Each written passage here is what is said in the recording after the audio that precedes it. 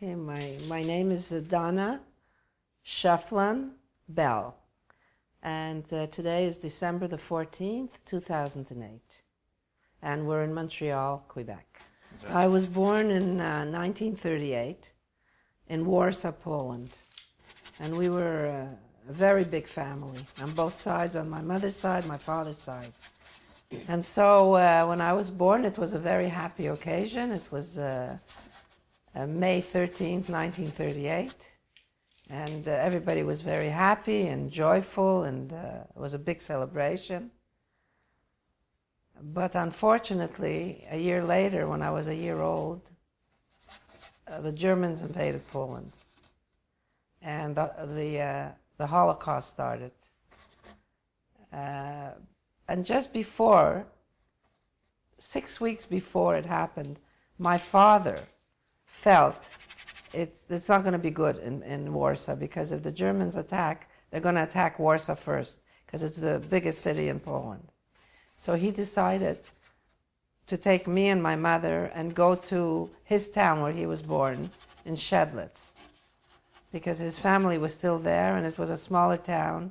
So my parents with me, we went to the train station, and it was very chaotic at the train station. People trying to leave, you know, everybody afraid. And my father went to buy tickets to go to Szeflans, and my mother was sitting with me on a bench, and it was taking so long. She was very nervous. There was a woman sitting next to her, and she said to her, you know, go find your husband. I'll take care of your little girl. And so she went to look for my father, and about 10 minutes passed. They came back. I was gone, and the woman was gone. She kidnapped me. So my parents, you can imagine, they went crazy. So they started to run in this town. This is where the train station was. They were in the middle of the night. They were running up and down streets, and just by chance, my mother heard this baby cry, and she said, "That's DANUSIA," because they called me DANUSIA. Mm-hmm. And my father and mother, they both ran up to this building upstairs. My father broke the door, and this woman was standing holding me, and I was crying. And she said, "I'm so sorry, but I feel," first of all, she said, "I could never have any children. And second of all, I just feel I'm saving your child, because they're after the Jews, they're going to kill you. So if this child is with me, she's going to survive." Anyway, of course, my parents didn't look at it that way. And they took me, and they went back to the station, and they took the train, and they went to Szeflans. While we were running, and we came to a town called Bialystok, which was on the Russian border. And my mother had some family there, and we were there until then the Russians started invading all the Polish homes, and arresting the people and deporting them. They only deporting them to Russia. But when my parents came to the border of Russia and Poland, the Russian government, the officials, asked him to become a Russian citizen. And he refused, because he was afraid if he becomes a Russian citizen after the war, he won't be able to go back to Poland. So he refused. He didn't want to. So because he refused, he was considered a, how do you say it? The word is not in my mind. When somebody's, he was against the government of Russia. Like a traitor? Traitor, exactly, that's the word. So they considered him a traitor. And that's why we were shipped to Siberia forced labor camp. We were put into cattle trains, like a lot of people in one car, and there was no sanitation. There was a pot, for people to go to the bathroom. There was no privacy. The smell was terrible in the trains. And so I don't know how long we were in the woods eating mushrooms and killing, I guess, an animal or whatever to try to survive. And finally came out of the woods in another town. And we looked terrible. We looked like skeletons. like beggars, we were begging for food, we had nothing. I have to say that the Russian people were very good. Not the government, but the people. Mm-hmm. They were very kind. If they shared with us, they gave us places to sleep. If they had a blanket, they would tear it in half. Mm-hmm. They'd give you a piece. They shared whatever. They didn't have much. It was wartime. But whatever they had, they shared with us. And we kept going towards Asia. We got lifts with trucks. We walked a lot. And there's a funny story because we came to a city where there was a big picture of Stalin holding his daughter on his knee, and she had shoes on her feet. And I said to my mother, "Mama, what's wrong with that little girl? What does she have on her feet?" And my mother says, "Oh, that's shoes." Because I never saw shoes, I was always wearing rags on my feet. So that was a memory. When we were traveling and all this time, my mother and father, when we were running, toward Asia, my mother and father got typhoid. So they took them away, and I was left alone in we lived in little huts, and the people next door, there was a couple, and I guess they went crazy from the war or whatever. They took me in and they tortured me. They took me in and they tied a rope around my neck and they tied me to the ground, and I couldn't move. And if I made pee-pee or anything, they would hit me, and they were very, very cruel. And I used to chew on the rope at night. Mm-hmm. And one night it got loose, and I thought I'm going to run. But when I wanted to run, I couldn't even walk because I was so weak from the abuse and from not eating. So I was like a skeleton. So I was crawling out, and it was about, I think, 4 in the morning or 5 in the morning. And somehow I got to a street, and there were soldiers marching. This is really a fascinating story. There were soldiers marching, and a man in the soldiers screamed when he saw me. He said, "DANUSIA." He recognized me, even I looked like, an animal. He recognized me, and he came over. He was a friend of my father and mother's, and he was in the Russian army.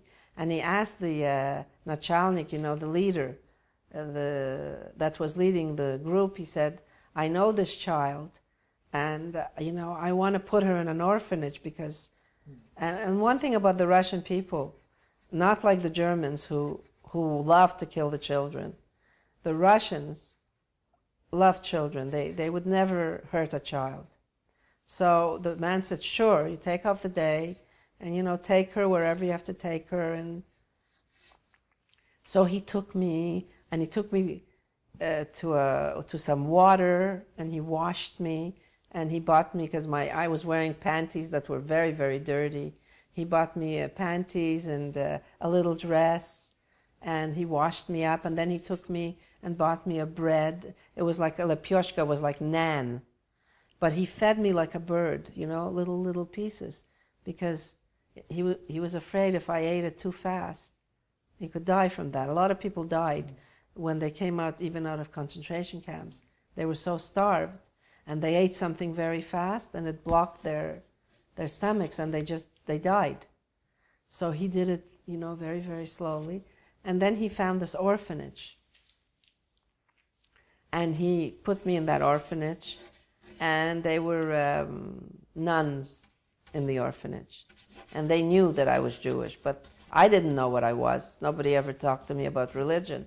These nuns were, what religion was these nuns?